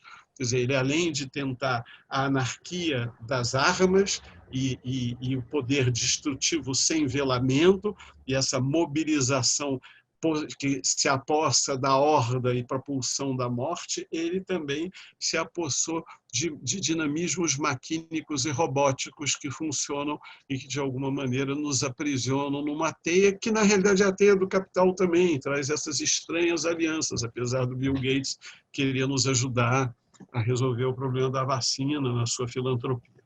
Eu vou ser rápido também, porque o Cunca fez uma fala bem boa. Eu estou bem satisfeito com a fala do Cunca e vou pegar a fala dele pelo final. Eu me lembrei muito do Vará agora. Eros e Thanatos, né? O Vará tinha muito essa perspectiva, né, Juliana? E a gente está vivenciando muito essa coisa tanática, né? Tem uma coisa tanática no capitalismo neoliberal, tem uma coisa tanática no nosso governante, tem uma coisa tanática na forma como se trata a pandemia, tem uma coisa tanática no trato da vivência, tem uma forma tanática de uma determinada elite que quer preservar a si mesma e que os outros morram, né? Que a periferia pode morrer, né, Cunca? Tem uma elite que eu acho curioso. Assim, não, eu consigo me isolar, eu consigo estar bem, né? A Juliana perguntou aqui, a gente consegue se isolar. Eu estou bem no meu apartamento, tenho um apartamento legal, tenho uma geladeira cheia, estou bem, tenho um salário fixo porque eu estou na universidade. Só que a gente tem uma população enorme que não tem essa condição e que no Brasil a desigualdade é absurda e que está chegando no pico e que vai chegar numa situação gritante, né, tanática num grau absurdo, que a gente não discute isso com profundidade e não enfrenta isso com profundidade, né? E aí o discurso tanático do nosso governante, ele é um discurso de fé ao mesmo tempo, Lia. Ele é um discurso religioso ao mesmo tempo. É muito curioso, porque é um discurso associado à religiosidade. Por incrível que pareça, o discurso de morte ele não está excluído do discurso religioso. O discurso de morte ele está associado a um discurso religioso. O discurso religioso ele não necessariamente é um discurso de vida. Ele pode ser um discurso de morte. E ele é um discurso do Bolsonaro. Ele é um discurso dessa visão pentecostal, onde eu sou salvo e os que não são escolhidos não são salvos, né? E eu vou ser salvo porque eu sou eleito e assim por diante. Então, essa ideia da fé, inclusive, onde você vai buscar por causa do medo, o Cunca colocou bem, na situação de medo, está todo mundo com medo. Nós estamos com medo. Nós temos parentes, por nós mesmos, pelos nossos parentes, pelos nossos amigos, né? É impossível não ter medo. E esse medo gera o apego a determinadas simbologias que vão nos dar a possibilidade de uma estabilidade. E essa possibilidade de estabilidade é essa religação, e essa religação vai ser essa possibilidade de fé, né? E a política lida com essa simbologia. E esse fascismo, né, o fascismo que está aí, ele já lida com isso tanaticamente, né? Isso, pelo menos eu enxergo dessa forma. E a vida privada, Juliana, que a gente tem, eu concordo com o Cunca, do mesmo jeito que a gente tem, numa forma bastante interessante, que a gente pode redimensionar uma série de coisas, eu de vez em quando fico desesperado de estar sozinho aqui e estar enfrentando uma solidão existencial, sem poder me solidarizar com os nossos amigos, com o toque que nos é tão caro, né? E ter a minha mãe me ligando o tempo inteiro, me liga 20 vezes por dia e querendo que eu chegue lá e a toque eu não posso tocá-la, né? Isso é difícil. E eu sei que, pelo menos, eu tenho minha mãe que eu posso chegar na casa dela. E eu tenho N amigos que têm uma situação 10 vezes pior, né? E a situação é gritante. E eu acho que a gente, como pessoas que geram reflexão em cima disso, acho que a gente tem que lidar com isso num limite de capacidade reflexiva. Eu vejo essa coisa do eros e thanatos, né, inclusive no limite do tempo, né? Na hora que você chega no tempo, você pode ser tanático em relação à morte do tempo e você pode ser erótico em relação à vida do tempo. Também nesse aspecto, Juliana. Está ouvindo agora? Ah, que bom. Então, bom, eu queria só fazer uma fala bem rapidinho a respeito dessa questão religiosa, porque também está dentro da minha área, não é? O fenômeno religioso é, obviamente, complexo, diverso, e há uma tensão dentro do fenômeno religioso, não é? Por a religiosidade a serviço da política é sempre um dado, é um elemento, né, com o qual a gente precisa conviver, e é uma religiosidade que eu diria assim, que é aquela profética, aquela que vai na contrapolítica quando necessário, né? Quando a política é uma política que não afirma os valores mais fundamentais, como, por exemplo, da vida e etc. Né? Então, eu acho que o discurso do atual presidente é um discurso que instrumentaliza a religiosidade para justificativa exatamente das políticas que ele tem que ele tem viabilizado, né, para dentro do país. Bom, então, só respondendo um pouquinho aí a provocação da Lia, né, com respeito à questão da fé. A fé, ela é uma fonte de força, de vida, de luta, de resistência e tudo, mas também pode ser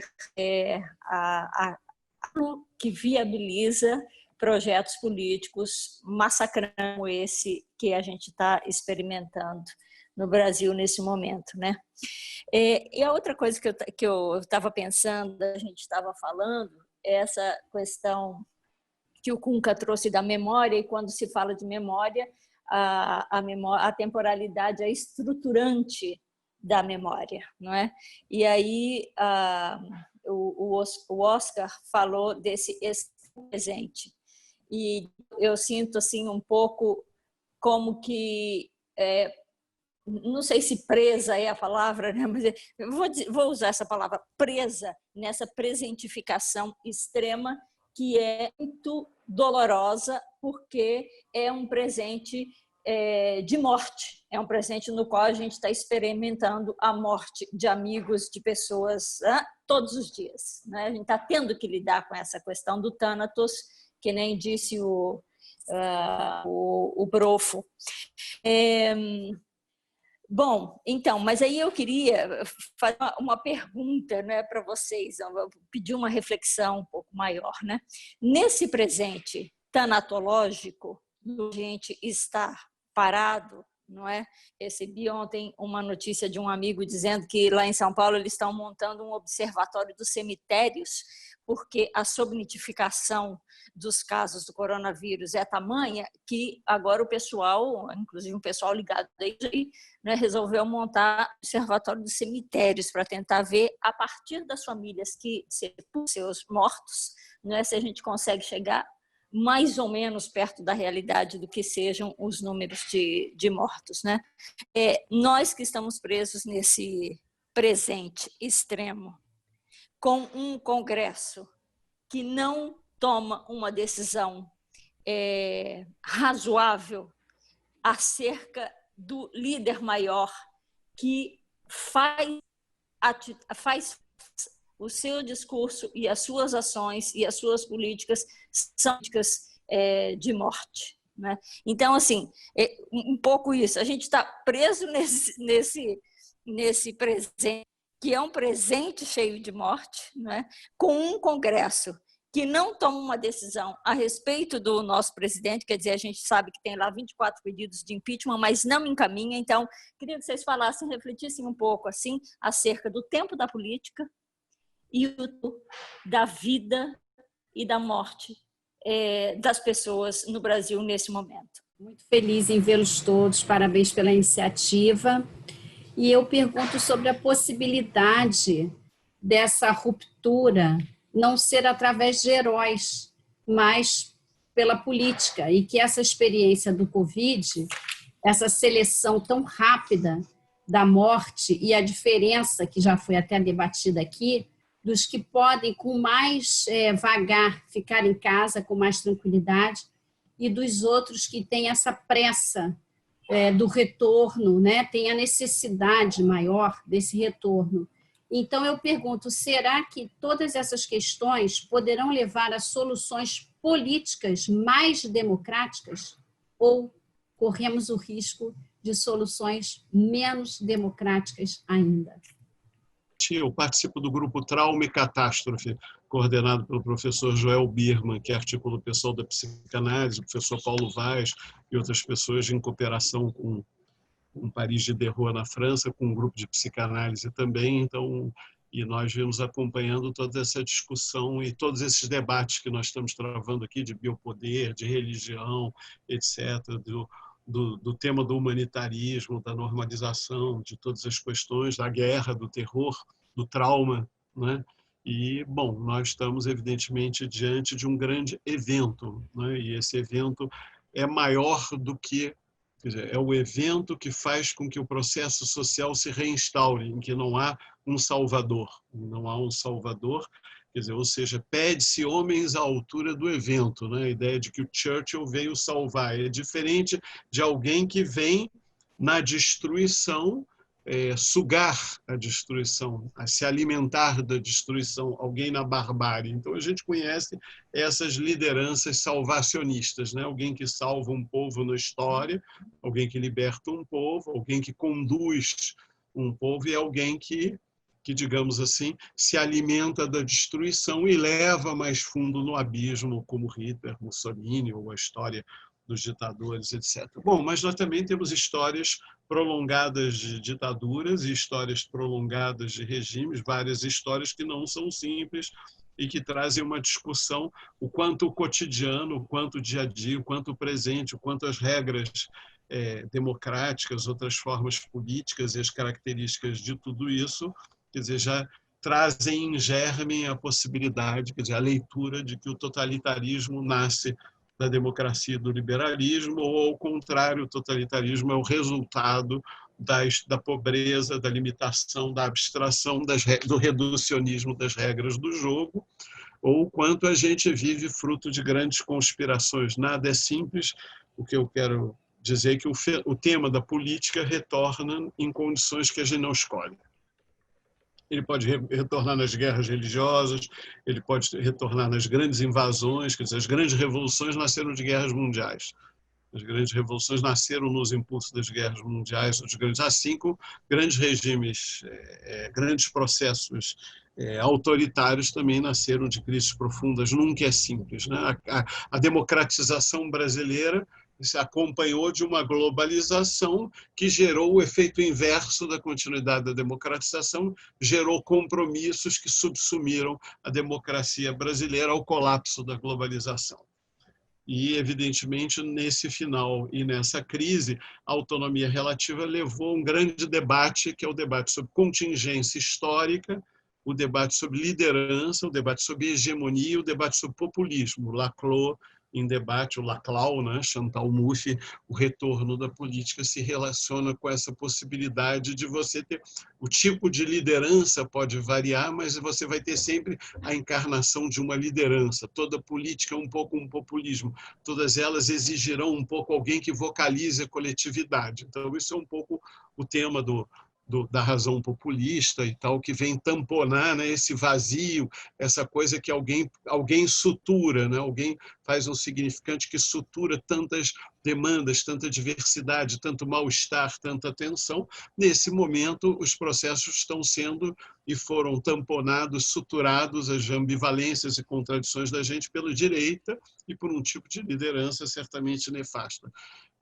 Eu, evidentemente, prefiro o construto político coletivo, a possibilidade de sair um bloco histórico. O Gramsci diz que o grande projeto é o contrário, é criar as condições de que isso não se encarne num condottiero, mas no condottiero coletivo, o partido, o bloco histórico, ou o que seja. Não é? Isso está presente também na Butler, de alguma maneira, na Judith Butler, está presente nesse sujeito em aliança da Judith Butler, isso está presente no Latour, com as grandes assembleias e conjuntos, quer dizer, todas as políticas, então, isso está presente, portanto, nessa capacidade de disputar a reconstrução de poder simbólico, de capacidade política, e aí se liga essa coisa da religião, quer dizer, como se constrói uma vontade política alternativa. Sem vontade política não há possibilidade. Vontade não é o mesmo que paixão, nem é o mesmo que desejo, nem é o mesmo que interesse, né? Vontade diz respeito a um cálculo de utilidade social coletiva, um sentido comum, não é? Um sentido que é a vontade geral, é a vontade coletiva, a vontade de poder tem a ver com potência, tem a ver com capacidade de força, mas a força ordenada por um discurso, ordenada por um sentido. Não é? E isso é o debate do retorno da política. Eu vou ficar por aqui, eu acho que um pouco essa conversa, o filme não tem essa questão, ele é como destruir aquilo que nos aprisiona, quer dizer, como é que você rompe com as correntes da dominação do fetiche mercantil, bancário e policial, né? Como você rompe, mas romper as correntes não basta, quer dizer, preciso, né, correr o risco da responsabilidade com a política e assumir um rumo, construir um projeto, definir um sentido.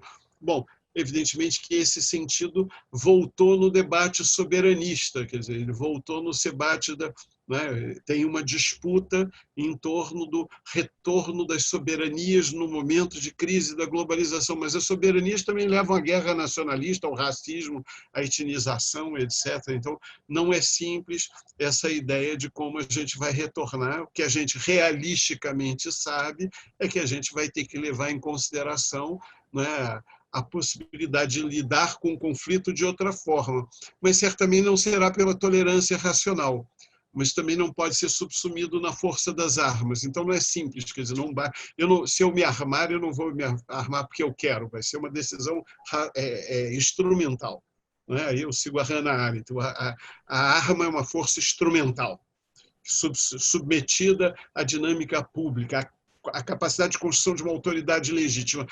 O Bolsonaro ou nós temos que disputar isso, porque se ele ganha nos moldes que está, é só a barbárie, são só ruínas, é só o cemitério. Não é? Então, ele não tem um projeto que constrói, ele não tem sequer uma revolução passiva como o americanismo ou o fascismo. O fascismo também era revolução passiva. Hitler também era revolução passiva, o nazismo era revolução passiva. Nós não temos mais revolução passiva. Ele não busca consenso, não é? Ele não busca criar também um projeto que galvanize, apesar de terem falado num projeto nacional, etc., ou os militares terem tentado acenar com essa possibilidade, mas não tem nada a ver com o Guedes, quer dizer, não existe isso, seria puramente instrumental. Assim como seria instrumental eu me armar, é muito instrumental eles inventarem um projeto nacional. Quer dizer, ou seja, nesse momento nós estamos numa situação ainda, né, de grande crise orgânica, e vai exigir produzir bloco, liderança, alianças, etc., e sentidos compartilhados, etc., mas ainda faremos isso sob a dominação da moeda, ainda faremos isso sob a dominação da força, ainda faremos isso diante da pandemia e com uma crise do consenso, quer dizer, uma crise da produção pela hegemonia. A produção hoje é pela dominação. O que nós temos que discutir é isso, quer dizer, que a dominação também produz sentidos hegemônicos. Isso é que a gente não esperava. O novo em relação ao Gramsci é que o inverso da hegemonia é a dominação, também engendra o problema é que ele não produz unidade de legitimidade no sentido weberiano, ele não constitui um Estado unitário, né? Ele está nesse momento travando a luta que a gente pensava que ia ser travada contra nós, ele está travando dentro do Estado. Eu quero agora a polícia, eu quero agora o exército, ele está por dentro disputando que força tem e dizendo a todos, quero ver quem me põe limite. Ele está dizendo para os militares, vocês pensam que militam, vocês não me põem limite. Eu não me ponho limite. Ou seja, eu, ego, quer dizer, está nesse momento prevalecendo eu, ego, e não é simples, porque está cheio na sociedade de pequenos eu, ego, né? Ou seja, os tanatos que tanto se falou, a tanato política tem base na subjetividade social e a gente tem que sair, porque nós também somos muito eu também. O eu também está muito presente na gente, não é simples, no capitalismo que nos domina, nos atravessa na moeda, né? Nessa propriedade do meu tempo, né? Propriedade, porque o tempo ainda é exercido também ali, cada um, como é que eu vou usar o meu tempo. Muitíssimo obrigado, Kunka. Excelente, identificando não só os limites do filme, o que do filme não traz, não aporta, e ao mesmo tempo desenhando cenários e desafios para o Brasil e para o mundo no momento presente. Muito obrigado, Kunka. Passo a palavra para o Alexandre, já para também fechar o nosso seminário. Antes de mais nada, agradecer enormemente a oportunidade. É sempre bom estar com amigos. Kunka, maravilha, só fala. E cumprimentar todo mundo. Eu adorei, Kunka, ouvir fala gramsciana. Fazia tempo que eu não escutava. E E eu gosto muito, né? Eu acho que Gramsci, volta e meia, faz falta, embora eu não seja exatamente gramsciano, eu acho muito boa uma análise gramsciana que está faltando um pouco mais de sagacidade nas análises que a análise gramsciana possibilita, né? E aí, partindo para as colocações da Luz e da Raquel, né? Questão do presente tanático e o tempo da política e a questão da vida e da morte. O tempo da política é o tempo da vida, Luiz. Eu acho que é por aí. O tempo da política institucional é que tem alguns limites, se assim for desejado. Eu vejo de uma forma um pouco diferente de você. O que eu vejo é que o tempo da política ele é assim propositadamente, porque não se quer resolver, porque não se quer enfrentar, porque não existe conjuntura suficiente para gerar um enfrentamento nesse espaço da política. Está se fazendo essa opção. Se fosse a opção de se fazer diferente, já se teria feito. Quando foi oportuno, o Supremo Tribunal entrou e atravessou o governo da Dilma. Quando foi oportuno, se atravessou um impeachment de uma governante que tinha uma maioria populacional. Claro que tinha uma outra conjuntura, a gente não tinha uma pandemia, eu sei disso. Mas o atual governo está sendo mais catastrófico do que o impeachment. Então, você, em termos de avaliação, não é porque o tempo da política é mais lento. Não, é propositadamente mais lento. Eu tenho colegas que são do TSE, o TSE é propositadamente lento ao analisar os recursos, né, de uma determinada forma. E do mesmo jeito que os tribunais foram aceleradamente rápidos para julgar os processos do PT, tanto no judiciário, tanto no legislativo, tanto no tempo da política, existem acelerações possíveis, né? Depende da vontade política para tal, né? Agora, é óbvio que existe um tempo político que pode ser acelerado, né? E nesse tempo de crise, eu acredito que essas coisas são aceleradas. E aí, Raquel, o tempo da ruptura, tô com Kunka, né? O filme ele é padrão hollywoodiano, né? E o final daquele casal bonito subindo armado, né, para poder enfrentar é uma imagem hollywoodiana, né, das personagens que são individualistas e vão gerar até bacana, né, até esteticamente bacana, mas não é isso que a gente quer, né? Eu tô trabalhando as perspectivas do comum hoje em dia, que a gente tem experiências sendo realizadas pelo mundo afora que são possíveis de serem encontradas e que transcendem os estados nacionais e que existem algumas já, né? A gente está vendo, por exemplo, o MST enfrentando nacionalmente a pandemia em processo de solidariedade, né? Tremenda. A gente tem, por um extremo, um fascismo se acirrando por egoísmos na sociedade junto com o governo, e a gente tem processos de solidariedade social violentos, no melhor sentido da palavra, se colocando, né? Então, eu não tenho bola de cristal para saber o que vai dar, mas eu acredito que desse momento de crise a gente possa ter, inclusive, processos de ruptura. E uma ruptura que não vai ser exatamente uma revolução. Eu acredito que a gente possa ter novas formas de manifestação dessa ideia de comum, se colocando contra esse massacre, esse rolo compressor que foi essa perspectiva neoliberal, né? E aí, Juliana, voltando àquilo que você tinha falado, que você colocou aí nas mensagens, né? Eu não estava criticando o que você tinha colocado, não. Foi uma reflexão minha, tá? O tempo que a gente privilegiado tem é importante para poder gerar essa reflexão. Afinal de contas, se a gente tem essa possibilidade, é isso que a gente tem que fazer. Se a gente não fizer isso, a gente está perdendo essa possibilidade de gerar essa reflexão. Afinal de contas, é isso que a gente... Esse é o nosso ofício, né? Eu tenho me esforçado para ler, para escrever, para estudar, para trocar figurinha.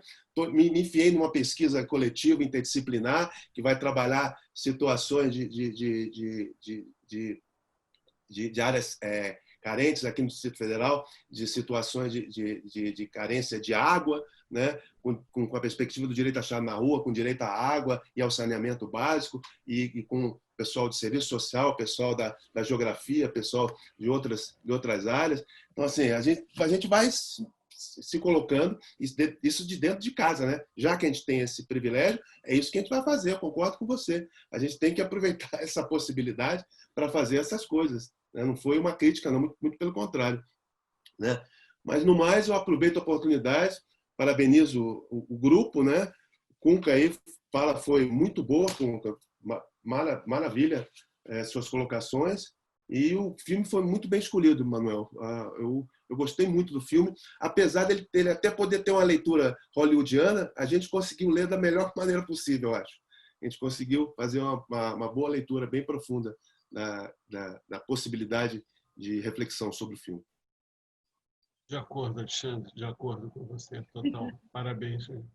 Obrigado a todo mundo de novo.